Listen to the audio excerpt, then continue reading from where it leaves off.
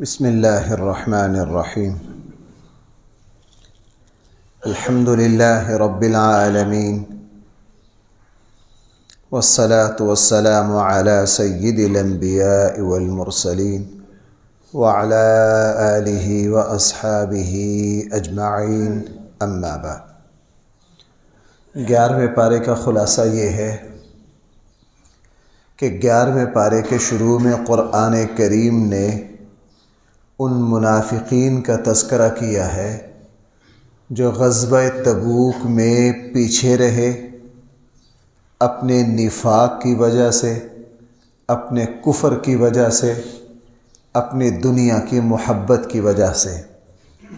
چونکہ جب بھی کوئی جنگ ہوتی، کوئی جہاد کا موقع ہوتا، اگر تو وہ جہاد اور جنگ آسان ہوتی تو منافقین پہلی صف میں ہوتے تاکہ مال غنیمت میں سے حصہ ملے۔ غزوہ تبوک چونکہ مشکل ترین جنگ تھی تو اس میں منافقین کو پتہ تھا کہ بڑا لمبا سفر ہے، بڑی قربانی دینی پڑنی ہے، تو کوئی بھی منافق ساتھ نہیں گیا۔ اور غزوہ تبوک سے واپسی پر اللہ تعالیٰ نے اپنے حبیب صلی اللہ علیہ وسلم کو بتلا دیا تھا کہ جب آپ مدینہ میں جائیں گے تو کچھ لوگ آپ کے سامنے جھوٹے عذر، ہیلے بہانے، جھوٹی قسمیں کھائیں گے، بس آپ ان کی معذرت کو قبول کر لینا، وہ سارے منافق ہیں۔ رسول اللہ صلی اللہ علیہ وسلم جب واپس تشریف لائے تو منافقین آتے، بڑی بڑی قسمیں کھاتے، جی میری یہ مجبوری تھی، مجھے یہ پریشانی تھی، میرا یہ مسئلہ تھا۔ اللہ کے نبی کو اندر سے صورتحال کا پتہ تھا۔ قرآن کریم اس بات کو میرے اور آپ کے لیے اس لیے بیان کر رہا ہے کہ اپنی خامیاں، کوتاہیاں، اپنے گناہوں کے خام خواہ ہیلے بہانے تراشنا، یہ بھی ایک طرح کا نفاق ہے۔ بھائی یہ بھی کیا ہے؟ ایک طرح کا نفاق ہے۔ مسلمان کی شان یہ ہے کہ جب اس سے کبھی غلطی ہو جائے تو وہ کبھی بھی اللہ کے سامنے تو کبھی بھی عذر بیان ہی نہ کرے، اپنی غلطی کو، اپنے گناہ کو کھلے دل سے اعتراف کرے۔ اللہ تعالیٰ ایسے شخص کو معاف کر دیتے ہیں۔ سیدنا آدم علیہ السلام سے جب غلطی ہو گئی تو انہوں نے کوئی تعویل نہیں کی، کوئی ہیلا بہانہ نہیں، اے اللہ میں یوں سمجھا تھا، میری مراد شاید درخت سے یہ تھی، میرا مقصد یہ تھا، کچھ بھی نہیں بیان کیا، صاف عرض کیا کہ اے میرے اللہ مجھ سے کیا ہو گئی ہے؟ غلطی ہو گئی۔ یہی معاملہ حضرت یونس علیہ السلام کا ہے۔ آج بھی اس بارے میں تھوڑا سا ان کا تذکرہ آئے گا۔ ان سے جب غلطی ہو گئی تو فوراً اللہ تعالیٰ سے کیا کہا؟ اے اللہ مجھ سے کیا ہو گئی ہے؟ قصور ہو گیا ہے، غلطی ہو گئی ہے، مجھے معاف کر دیجئے۔ قصور کو مان کر اللہ تعالیٰ سے معافی مانگنا، اس پر اللہ تعالیٰ فوراً اپنے بندے کو معاف کر دیتے ہیں۔ قرآن کریم نے صحابہ اکرام کی تعریف کی، فرمایا کہ مہاجرین اور انصار میں سے وہ لوگ جو اسلام کی خدمت میں بہت پیش رہے اور بعد میں آنے والے جنہوں نے ان کی پیروی کی، اللہ تعالیٰ ان سب سے راضی ہو گیا۔ اللہ تعالیٰ ان سب سے کیا ہو گیا؟ راضی ہو گیا۔ صحابہ اکرام، ان کا مقام کیا ہے؟ ان کا مرتبہ کیا ہے؟ ان کی اسلام میں حیثیت کیا ہے؟ اس کے لیے قرآن و سنت کو دیکھا جائے۔ الٹے سیدھے تاریخی واقعات، تاریخی باتیں، من گھڑت باتوں کا کوئی اعتبار نہیں۔ قرآن کریم نے اس جماعت کو پاکیزہ ترین جماعت کہا ہے۔ مولانا مودودی صاحب رحمۃ اللہ علیہ نے ایک جگہ لکھا ہے کہ روئے زمین پر انبیاء کے بعد ان سے زیادہ خدا ترس، ان سے زیادہ پاکیزہ اور متقی کوئی جماعت روئے زمین پر پائی نہیں گئی۔ یہ اللہ تعالیٰ کے ایسے مقرب بندے۔ قرآن کریم نے 11ویں پارے میں مسجد زرار کا تذکرہ کیا ہے اور اس کے مقابلے میں مسجد نبوی اور مسجد قباء کا تذکرہ کیا ہے۔ مدینہ میں ایک شخص تھے، ابو عامر ان کا نام تھا۔ رسول اللہ صلی اللہ علیہ وسلم جب مدینہ منورہ ہجرت فرما کے تشریف لائے تو مدینہ میں 2 شخص وہ تھے جو حضور کے آنے سے پہلے اپنے سرداری کے خواب دیکھ رہے تھے۔ ایک یہ ابو عامر اور دوسرے عبداللہ ابن ابی۔ مدینہ والے ان کو تقریباً اپنا بڑا لیڈر ماننے کے لیے تیاری کر رہے تھے کہ مدینہ والوں کی رسائی ہو گئی رسول اللہ صلی اللہ علیہ وسلم تک۔ اللہ کے نبی جب تشریف لائے تو ظاہر ہے جب سورج نکلتا ہے تو پھر چھوٹے موٹے کسی چراغ کا سکہ چلتا نہیں ہے۔ یہ حسد میں اللہ کے نبی کی مخالفت پر کھڑے ہو گئے۔ یہ جو بنو عامر، یہ جو ابو عامر تھا، اس بدبخت نے رسول اللہ صلی اللہ علیہ وسلم اسلام کے خلاف بہت سازشیں شروع کی، یہاں تک کہ یہ اس زمانے کی سپر طاقت ہرقل سے ملا، اس کو جا کے مدینہ اور اسلام کے خلاف بھڑکایا۔ ہرقل نے اس کی ڈیوٹی لگائی کہ تم مدینہ جاؤ، وہاں جا کے اپنا ایک مرکز، اپنی چھاؤنی بناؤ، اپنی جماعت کو مضبوط کرو، تاکہ جب ہم مدینہ پر حملہ کریں، ہم باہر سے حملہ کریں گے، تم اندر سے کرنا۔ اس نے قباء کے پاس اپنے اس برے مقصد کے لیے مسجد بنائی اور وہاں اپنی منافقین کی ٹیم کو جوڑا۔ دن رات وہاں اسلام کے خلاف منصوبے اور سازشیں بنائی جاتی۔ رسول اللہ صلی اللہ علیہ وسلم کے پاس یہ آیا کہ آپ میری مسجد میں نماز پڑھ دیجئے تاکہ تھوڑا سا معاشرے میں میرا یہ جو خباثت کی چھاؤنی ہے یہ کچھ معتبر ہو جائے۔ رسول اللہ صلی اللہ علیہ وسلم غزوہ تبوک کے لیے تشریف لے جا رہے تھے۔ آپ نے فرمایا میں واپسی پر ایسا کر دوں گا۔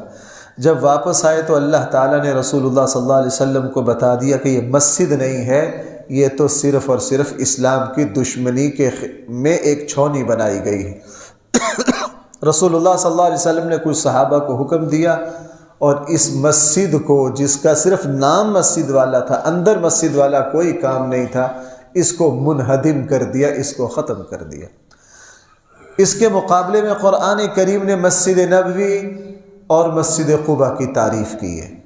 مسجد قباء جو ہے، جو حضرات وہاں گئے ہیں، مسجد نبوی سے صرف 3 کلومیٹر کے فاصلے پر ہے۔ رسول اللہ صلی اللہ علیہ وسلم ہفتے والے دن اس مسجد میں تشریف لے جایا کرتے تھے۔ آپ نے فرمایا کہ مسجد قباء میں 2 رکعت نماز نفل پڑھنا عمرے کا ثواب رکھتا ہے، اور یہ اسلام کی پہلی مسجد ہے۔ مدینہ منورہ آنے کے بعد مسجد نبوی اللہ کے نبی نے اس کی بنیاد بعد میں رکھی اور مسجد قباء کی پہلے رکھی۔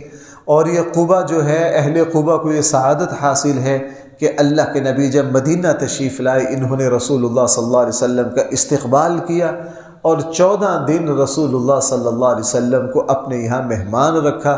قرآن کریم نے ارشاد فرمایا مسجد قباء میں وہ لوگ ہیں فیہ رجال یحبون ان یتطہرون، جو پاکی کو بہت پسند کرتے ہیں۔ جو بھائی کس کو پسند کرتے ہیں؟ اور اللہ تعالیٰ پاک لوگوں کو بہت پسند کرتا ہے۔ طہارت اور پاکی جو ہے، اللہ تعالیٰ پاک ہیں، اللہ تعالیٰ کو پاکی پسند ہے۔ اللہ تعالیٰ کو ناپاکی ہرگز پسند، اس لیے ہم بھائی عبادت سے پہلے کیا کرتے ہیں؟ وضو کرتے ہیں، نماز سے پہلے اپنے آپ کو پاک رکھتے ہیں۔ جو مسلمان اپنی طہارت جسم کے اعتبار سے، کپڑوں کے اعتبار سے اور اپنے کھانے پینے کے اعتبار سے، حلال و حرام کے اعتبار سے جتنا پاکیزگی اختیار کرے گا، اللہ تعالیٰ اس کی روحانیت اور اس کی عبادت میں خشوع کو اتنا ہی بڑھا دیں گے۔ اور بھائی عموماً آج کل جو ہمیں اشکال ہوتا ہے نا، یار نماز میں توجہ نہیں رہتی، اس میں اس بات کو بھی بڑا دخل ہے۔ رسول اللہ صلی اللہ علیہ وسلم نماز پڑھا رہے تھے، آپ علیہ السلام نماز میں بھول گئے۔ آپ نے سلام پھیر کر فرمایا لوگو وضو اچھی طرح کیا کرو، تمہارے پاؤں، تمہاری ایڑیوں کو خشک رہ جانے کی وجہ سے، تمہاری ایڑیاں خشک رہ جانے کی وجہ سے مجھے نماز میں بھلا دیا گیا ہے۔ اس لیے حکم یہ ہے کہ مسلمان پاک رہے۔ بھائی مسلمان کیا رہے؟ پاک رہے۔ اس کا تصور ہی نہیں کہ مسلمان، دیکھیے رسول اللہ صلی اللہ علیہ وسلم نے فرمایا کہ عذاب قبر سب سے زیادہ ناپاکی سے نہ بچنے والے، پیشاب کے چھینٹوں سے نہ بچنے والوں کی طرف عذاب قبر تیزی سے آتا ہے۔ اس لیے مسلمان اپنے آپ کو پاک رکھے۔ کوئی مسلمان ایسا نہ ہو، خواہ وہ مرد ہو خواہ وہ عورت ہو، جس کو غسل کا صحیح طریقہ نہ آتا ہو، اس کو وضو کا صحیح طریقہ آتا ہو، اس کو پتہ ہو۔ گھر کی خواتین کو یہ سکھانا چاہیے کہ کپڑوں کو کس طرح پاک کیا جاتا ہے، پاکی ناپاکی کا پورا لحاظ کرنا۔ قرآن کریم نے ایمان والوں کی خوبی بیان کی ہے کہ ایمان والے وہ ہیں اگر ان سے غلطی ہو جائے وہ اللہ سے توبہ کرتے ہیں، اللہ کے سامنے رکوع کرتے ہیں، اللہ کے سامنے سجدہ کرتے ہیں، وہ اللہ کے لیے روزہ رکھتے ہیں، اچھائی کا حکم دیتے ہیں، برائی سے منع کرتے ہیں، اور اللہ نے جن چیزوں کو اپنی حدود قرار دیا ہے اللہ کی حدوں سے بچتے ہیں، یعنی زنا اور بے حیائی سے بچتے ہیں، شراب سے بچتے ہیں، چوری سے بچتے ہیں، ڈکیتی سے بچتے ہیں، کسی مسلمان کے قتل سے بچتے ہیں، بڑے بڑے گناہوں سے۔ یہ ساری اللہ کی حدیں ہیں، اللہ کی تلک حدود اللہ، وہ اللہ کی حدوں سے بچتے ہیں۔ قرآن کریم نے ایک یہ بات ذکر کی ہے، اور مفسرین کی رائے ہے کہ یہ آیت جو ہے ابو طالب جو رسول اللہ صلی اللہ علیہ وسلم کے چچا تھے ان کے بارے میں اتری ہے۔ بہرحال مختلف رائے ہیں۔ قرآن کریم نے ایک مسلمان کو اس بات سے روک دیا ہے کہ وہ کسی کافر کے لیے، کسی مشرک کے لیے، کسی غیر مسلم کے لیے مغفرت کی دعا کرے۔ مسلمان کسی کافر کے لیے مغفرت کی دعا، جب تک کوئی کافر اور مشرک زندہ ہے اس کے لیے ہدایت کی دعا ہو سکتی ہے، مرنے کے بعد اس کے لیے مغفرت کی دعا نہیں ہو سکتی۔ ابراہیم علیہ السلام نے اپنے والد کے لیے دعا مانگی۔ جب ابراہیم علیہ السلام کو اللہ نے بتا دیا کہ تمہارے والد جو ہے وہ کفر ہی پر مریں گے، تو حضرت ابراہیم علیہ السلام نے اس کے بعد اپنے والد کے لیے مغفرت کی دعا، چونکہ جس کے پاس ایمان نہیں ہے وہ دنیا میں کتنا ہی نیک عمل کر لے، اللہ تعالیٰ اس کے نیک عمل کا بدلہ دنیا میں دیتے ہیں، آخرت میں اس کے نیک عمل کا کوئی بدلہ نہیں ہے۔ اور قرآن کریم نے 11ویں پارے میں 3 صحابہ جو غزوہ تبوک سے پیچھے رہ گئے تھے، وہی بات جو میں نے ابھی شروع میں عرض کی ہے، 3 صحابہ غزوہ تبوک سے پیچھے رہ گئے تھے، قرآن کریم نے ان کی توبہ کا بھی ذکر کیا ہے۔ ان میں حضرت کعب بن مالک تھے، حضور کے شاعروں میں سے ہیں، بڑے فصیح و بلیغ تھے، اور ان کو تقریر کرنا آتی تھی، ان کو بولنا آتا تھا، اور یہ بڑے مقرر صحابی تھے، شاعر بھی تھے۔ اور جب غزوہ تبوک سے حضور واپس آئے، منافقین اپنے اپنے ہیلے بہانے پیش کر کے، جھوٹی قسمیں کھا کے اپنے آپ کی بچت کر رہے تھے۔ کعب بن مالک فرماتے ہیں میرے دل میں بھی خیال آیا، اور خود کہتے ہیں کہ مجھے بولنا آتا تھا، مجھے پتہ تھا الفاظ کا جادو کیا ہوتا ہے، میں اللہ کے نبی کو بڑی آسانی سے چکر دے سکتا تھا، لیکن میرے دل میں یہ آیا اگر میں نے رسول اللہ صلی اللہ علیہ وسلم کے سامنے غلط بیانی سے اپنی جان بچا بھی لی، زمین و آسمان کے رب اصل صورتحال اپنے حبیب کو بتا دیں گے۔ اس لیے اللہ کے نبی کے پاس یہ تینوں صحابہ گئے، اور ان کو ان کے قبیلے نے مشورہ بھی دیا۔ بھائی ان کو ان کے قبیلے نے مشورہ بھی دیا کہ کعب تو بات بنا سکتا ہے، تجھے بات کرنے کا سلیقہ ہے، وقتی طور تو اپنی جان بچا لے، بعد میں اللہ کے نبی سے معافی مانگ لینا۔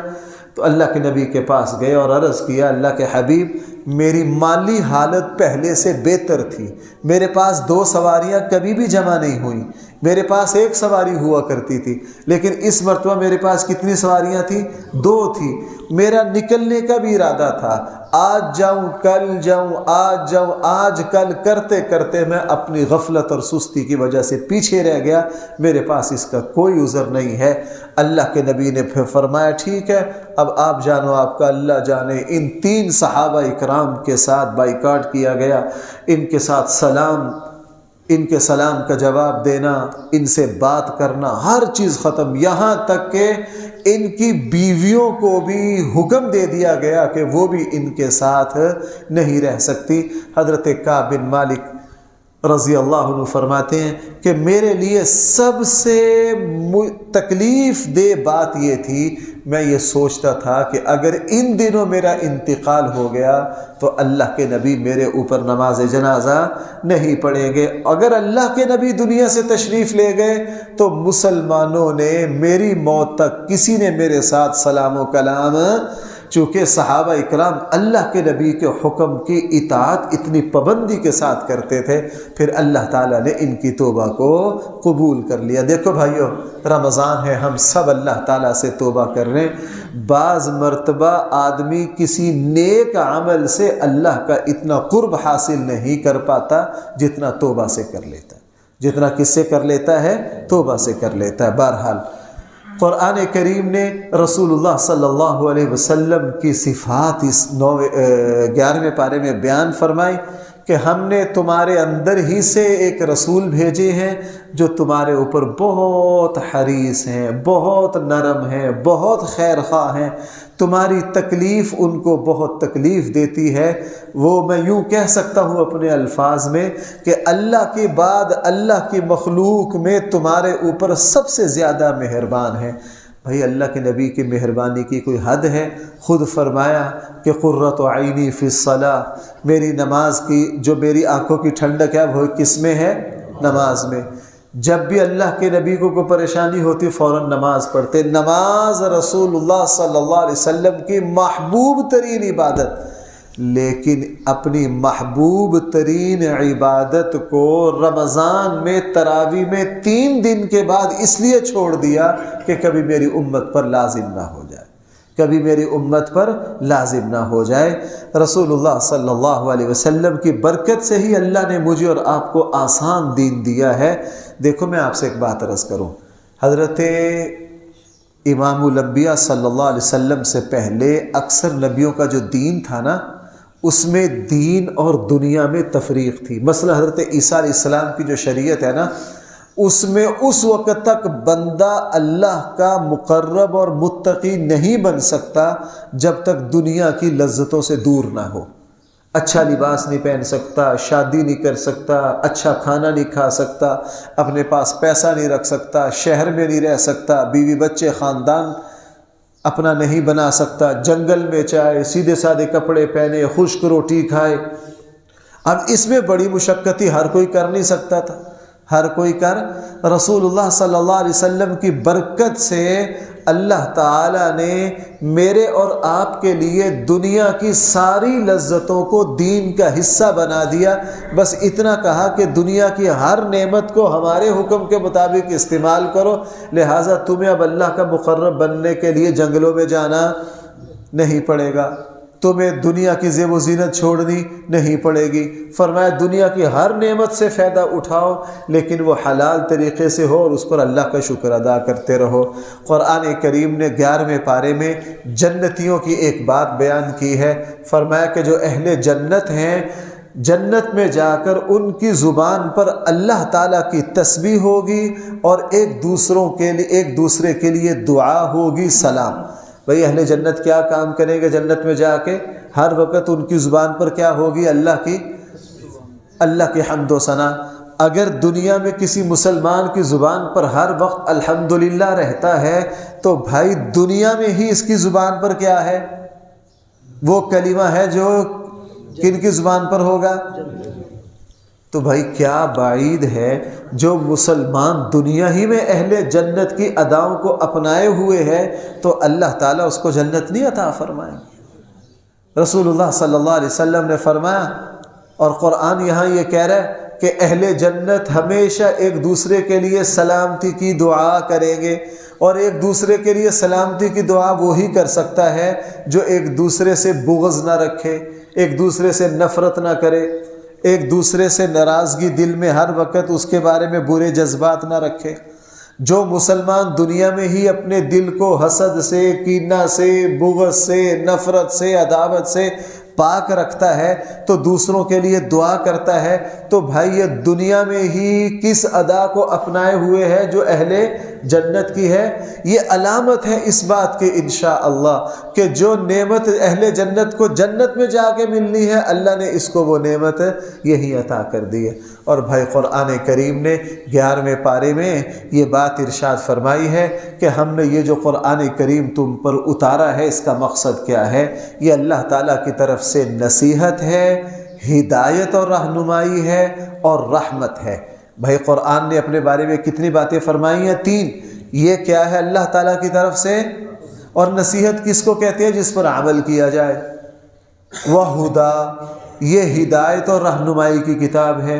باقی سارے مقصد بعد کے ہیں۔ قرآن کا بنیادی مقصد جو ہے بھائی وہ اس سے کیا لینا ہے؟ رہنمائی لینا ہے۔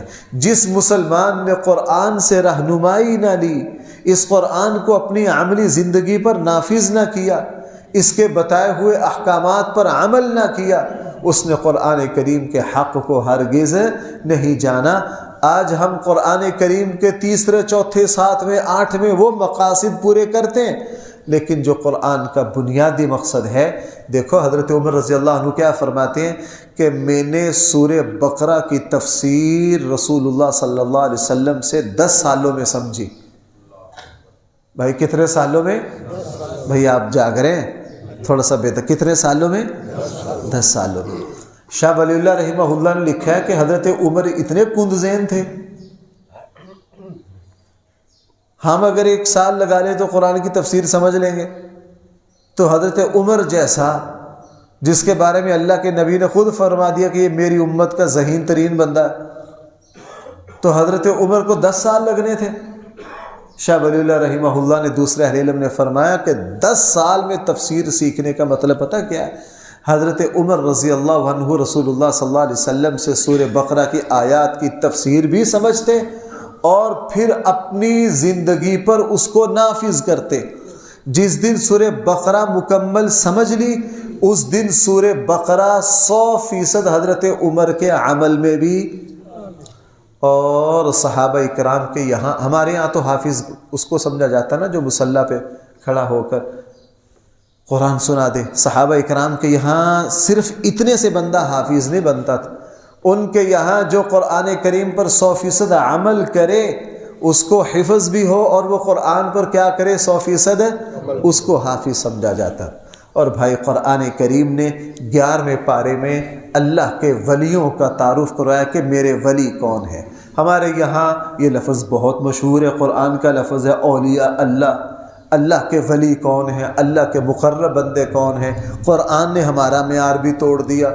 ہمارے یہاں ولی کا عجیب معیار ہے، جو پیر صاحب ہوں، کسی کے خلیفہ ہوں، کسی گدی کے وارث ہوں اور ان کے لمبے چوڑے مرید ہو، ان کا ظاہری حلیہ پیروں والا ہو، ماشاءاللہ ان جب کہیں جائیں ان کے پیچھے 2-4 گاڑیاں ہوں، 15-20 مرید ہوں، کوئی 3-4 آج کل کے اعتبار سے مندریاں بھی ہوں، اور ماشاءاللہ چمکنے دمکنے والے کپڑے بھی پہنے ہوئے ہوں، اور اب اور اضافہ ہو گیا ہے انہوں نے میک اپ بھی اچھا کیا ہو، تو بھائی وہ کیا ہے؟ وہ ماشاءاللہ اللہ کے ولی ہیں۔